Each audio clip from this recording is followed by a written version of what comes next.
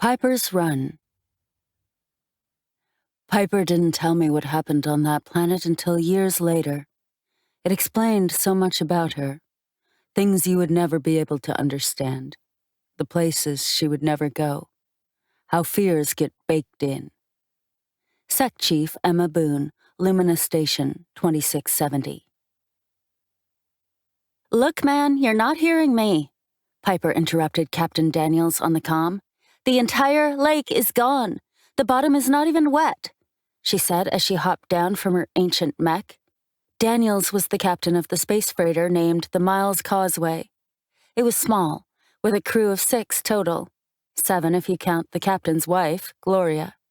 "Check the nav system on that old junk pile. You gotta be lost," Daniels said, annoyed. "I've been stopping for fresh water on this planet for decades." "I found the pump house, dumbass. I followed the above-ground pipes all the way here from the tarmac where we landed. It's only 3 clicks, and I didn't need to use the navigation. I am not lost." She was yelling now. "The pump is fine, except there is nothing to pump. I am standing on the lake bottom. It's dusty dry." Jules Piper was the chief and only engineer on the Miles Causeway. "That lake is 55 kilometers long," Captain Daniels said. "We went out of our way to get here." "How much water is left in the reserve tanks? No bullshit this time," Piper demanded. 17 liters, he said, "for all 7 of us." "Jesus, Daniels, did you shut the showers and flush toilets off?" Piper was incredulous. "Damn it," Daniels cut off the comms. Piper knelt and pulled off a glove. The ground here was bone dry, like the lake silt had been dried by sun and wind for a year or 2. There was also an odd powdery dust in the air that made the sky tinged green instead of blue. She kept her helmet closed to keep from breathing it. She stood in the shade of her mech. It was a 6-meter-tall, 2-legged walker. She moved and sat on one of its feet next to stenciled letters that read, "Private property of Jules Piper." And in small letters below, it said, "Yes, it's older than dirt, and no, you can't take it for a spin." The tarmac where they landed last night was on a large flat plain, 3 kilometers to the west. When they landed the old freighter, it was full dark. Daniels had not even bothered doing a flyover, much less a scan. Piper thought she was going to spend the day fixing a landing strut that didn't deploy. It was only one of 16, but the extra stress on that section would not be good on the old boat.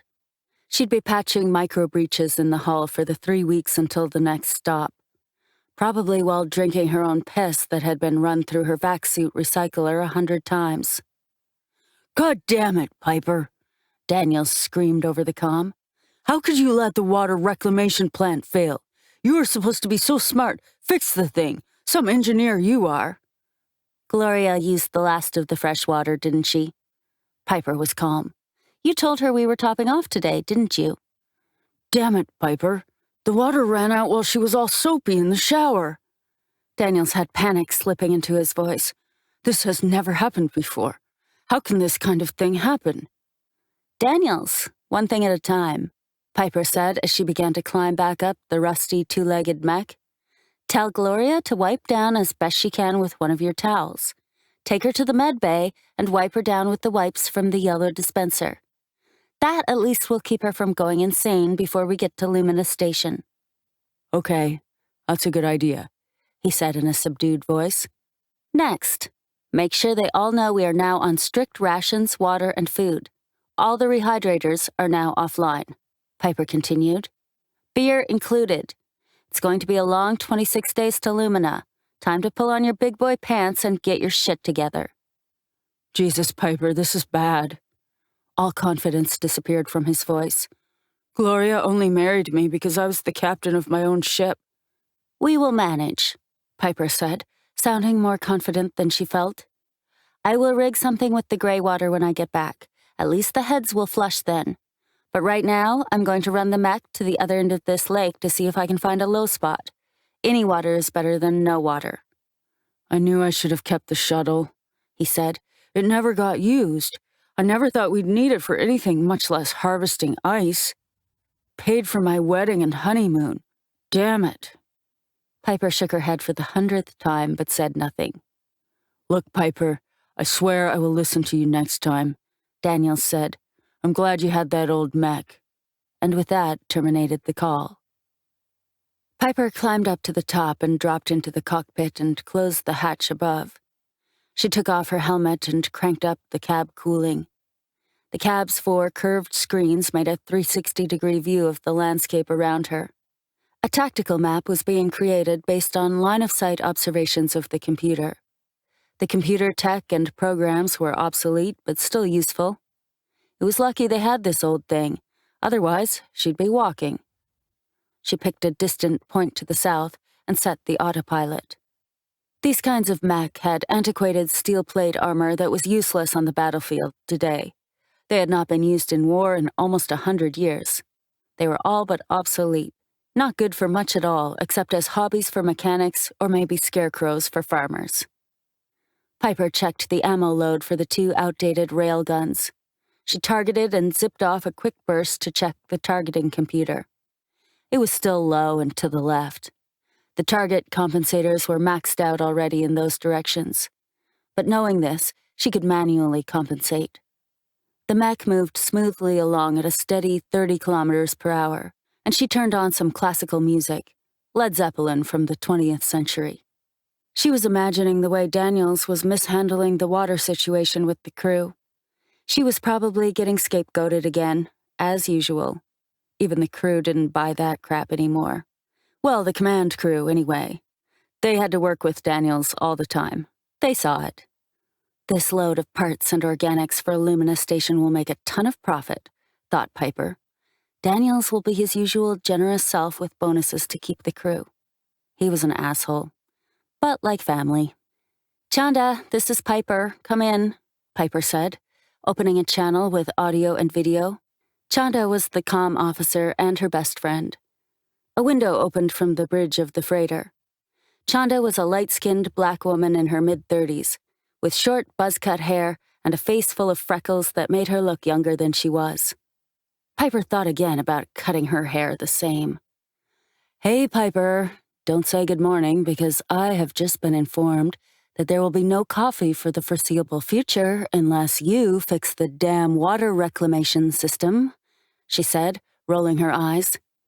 "I'm sorry, Chanda. I'll do what I can when I get back," Piper reassured her. "We'll be okay. It won't be fun, but in a couple of weeks we'll all be taking long showers on Lumina." "I know," Chandra said as she looked around to make sure she was alone on the bridge. "Gloria is having a fit. Daniels thinks he's helping, but he's not. Richie is going over the container manifests to see if they hold anything that might help you." Richie was the logistics specialist on the crew. A box pusher, he liked to call himself. But to be honest, he was a damn good cargo handler. Freeze and Aaron just said fuck it and went back to bed. They were the navigator and pilot. They both slept a lot when the causeway was parked. "I'm headed to the south end of this lake to see if I can find a low spot that has any water." Piper sent an external view to Chanda as well. "I'm not getting my hopes up. If I do find some, it will require a creative solution to bring it back in quantity." "I told him not to sell the shuttle," Chanda whined, not for the first time. "I'll leave it to Freeze to say I told you so, using his pilot disdain. It should only be a 2-hour round trip in the mech. I'll check in when I get to the other end whether I find anything or not," Piper said. "I'm glad you have that old mech, at least," Chanda added. "I'll be at comms on the bridge today. All day, as usual." Piper could almost hear her long-suffering eye roll. "Thanks, Chanda. Piper out." The floor of this lake bed proved to be unusually flat. The dust was thick in places and had created small dunes. The southern wall slid into view. The terrain's grade was a steady slope down. The lowest point should easily be in sight soon. The likelihood of finding water did not look good. Piper drove the mech to the top of a rise that was off to the left. With the added 6 meters in elevation provided by the mech, she was able to see down into a massive sinkhole. It was about 200 meters across and apparently bottomless. That was where the water had gone. Piper to the causeway, come in, she said, opening the comms with audio and video. She waited. Causeway, come in. She checked the radio to make sure it was transmitting. Chanda, what the hell? Piper, stand by. It was Freeze responding. Piper could hear people arguing in the background briefly. She turned off the music and waited. After a minute, she spun the seat around to a newer-looking console that faced direct aft in the mech.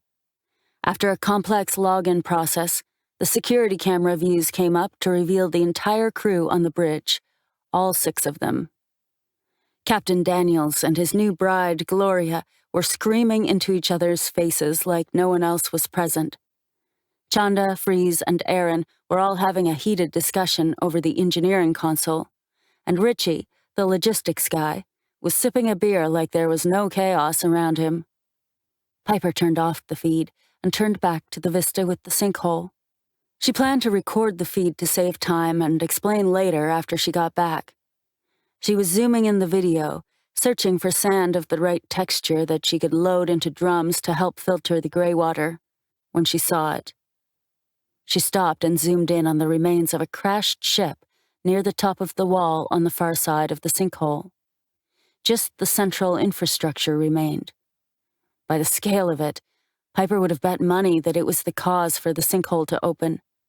The reactor core probably blew, opening the sinkhole and draining the lake like a bathtub. The damage to the remainder of the ship was odd. It didn't look corroded as much as gnawed. Piper zoomed in close, looking at the wreckage to see if there might be anything useful when she saw them. One of the creatures was looking directly at her. It paused in its eating of the wreck. Its head and body seemed to be made of stone or gray rhino hide. Many eyes of different sizes covered the head with chilling symmetry. Wiry hairs moved between and among the eyes' black orbs.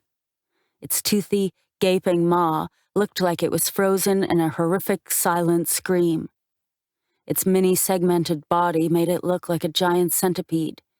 It stood up on branch-like appendages that must have been arms or legs. Piper was zoomed in at extreme magnification, looking at the one creature, and almost didn't notice the flood of them that had begun to pour out of the near side of the sinkhole. Hundreds of giant metal-eating centipedes, and she was sitting inside a 6-meter-tall, tasty snack. Without hesitation, Piper turned the mech and ran. The mech was pounding the ground at maximum speed. Piper had never run it up to this speed before. Although it was leaving an enormous dust cloud in its wake, periodic gusts of wind would show the valley floor behind the mech. The former lake bed filled with the centipede creatures by the thousands, maybe millions. Piper to causeway! Emergency! Come in! She tried to connect again with audio and video. Damn it, Daniels! And she sent the aft camera feed to them. What the hell? Daniels finally replied, and all the other voices went quiet. What did you do? It was an accusation, not a question. Shut up and listen! Piper had to yell over the howl of the engines and the vibrations. Prep the ship for an emergency takeoff. I'm coming in hot. Have Richie open the aft hatch of Container 12, not the ramp. What did you do? Daniels looked horrified. Listen, at this speed, I will be back where I started in about 9 minutes, Piper said through rattling teeth. But it will take us longer than that, Daniels began. Shut up and listen. She sent them the tactical map. I am going to exit the lake bed on the opposite side from you, then come around the north end of the lake. That will give you time to power up and be ready to take off. Freeze, the pilot, broke in. I'll have it up and gear retracted. How high can that old rust bucket jump? Piper knew what he was going to do. Hover. He was an excellent pilot and could pull it off. At a dead run, it can jump about 10 or 20 meters. Are you wearing your vac suit? Freeze asked. Oh, yeah. The minutes that followed passed one heartbeat at a time for Piper. The side of the dry lake bed that looked like a gentle ramp from the other rim was, in reality, a boulder-filled nightmare. Piper began to ascend the slope at full speed, only for the mech to stumble and slam its chin into the wash. This started a slow-motion avalanche of giant rocks, some larger than the mech. The mech skated its way up the slope, the entire 200 meters of elevation, each rapid step causing the rock slide to increase below. At the top, she finally turned to look back, and a massive avalanche had begun behind her, slowing the horde. "Causeway! I've cleared the rim on the far side. They're following me." She didn't wait for a reply. Out the right view, she saw across the plain a line of dust in the distance, perhaps a kilometer away. There must be millions of them. She ran. Full speed again. To her horror, ahead of her, on the left, the massive centipedes were clearing the edge of the cliff. When they were over the edge, they would rise up, their front 4 pairs of legs spread wide as if to embrace her. She opened fire. As they emerged in front of her from the abyss edge, she would blast them back over the cliff. The terrain forced her to slow several times. Every level stretch, they would get a bit closer. Clearing a rise, Piper saw a narrow crevice ahead. "Well, Freeze, I guess we'll find out how far and high this baby can jump," Piper thought as she entered the calculations for jumping the ravine. They were right on her heels now, literally. Piper swung the double turret around to face rearward and opened fire at the closest ones. Only headshots seemed to stop them. Autofire was useless because the targeting system was off. She knew she was squeezing the fire control stick too hard, but the bone-rattling vibrations were insane. Behind her, the dead would trip up those running behind. It delayed them enough for her to get to the fissure. The mech jumped. The ravine was deep, but only about 20 meters across. The adrenaline coursing within Piper slowed everything. She did not let up on the railgun turrets. The jump threw the guns off target, and as luck would have it, tore into the cliffside just below, causing it to collapse. The beasts cascaded over the edge like lemmings, as the side of the ravine gave way. It was a nightmare of appendages clawing for purchase and finding only air. Then the mech landed hard. The machine pitched forward at high speed and rolled several times. Piper would have been dead if not for the 5-point harness. Her face had smashed the inside of her helmet. Her nose was bleeding badly, and she couldn't see through the now bloody visor. It felt like her wrist was broken, and maybe her collarbone. The mech was suddenly on its feet again and gaining speed. Piper didn't even know it was programmed to do that. She opened her visor to be able to see again. There was a loud grinding sound now, and the unnerving smell of hydraulic fluid on something hot. She rounded the northern rim and ventured a look back. The things kept coming like a storm.